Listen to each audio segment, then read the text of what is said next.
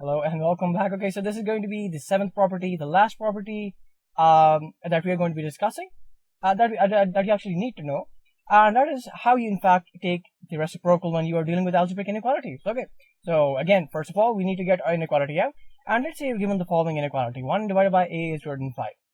Now, in fact, if you want to take the value of a in this inequality, you need to take the reciprocals. And how do you do that? Well, let's actually find that out. So this is in fact the definition, which basically just says that you can take the reciprocals, and again, you have to do it on both sides, and it won't affect the inequality, as long as you change the symbol while you are at it. Okay, so let's go through it one by one. What do you actually mean by taking the reciprocal? By taking the reciprocal, I mean, like, if you have a constant or a variable, you just put it in the denominator, and you have it, and you have 1 as the numerator.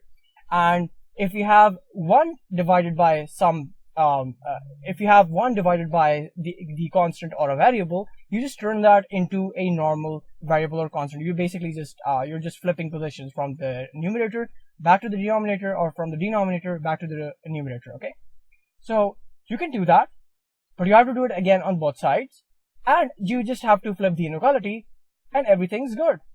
The inequality actually holds. Okay, so the inequality holds. In fact, we have just actually found out the answer to the to a, which is going to be less than 1 by 5. Okay, so let's actually see this again in action by taking an actual example. So let's say you're given the following inequality: 1 by c, okay, is greater than 10. How do you find out the value of c? You can do that again by having the c in the numerator, and you can also do that by taking the reciprocals. Again, you have to do it on both sides. So we do that, and don't forget, you have to flip the inequality, and we do that, and this is the answer. C is less than 1 by 10.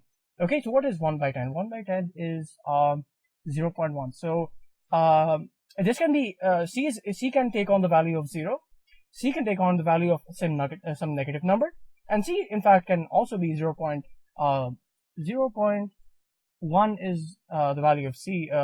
It's what it should be less than. So it can be 0.09, which is really close to like 0.1, but in fact it can take on that value. Okay, so again, let's actually take another example. 1 by b is less than 1 by 15. So so let's say you want to find out the value of b, and again, you can do that by taking the reciprocals on both sides. You don't need to take it on both sides to in fact find the value of b, but you have to do that so that the inequality actually holds. Okay, so we do that, and we need to flip the inequality, which is always important. You don't need to forget that. And we have found our b, which says that b is going to be greater than 15. Okay, so b can take on the value of 20.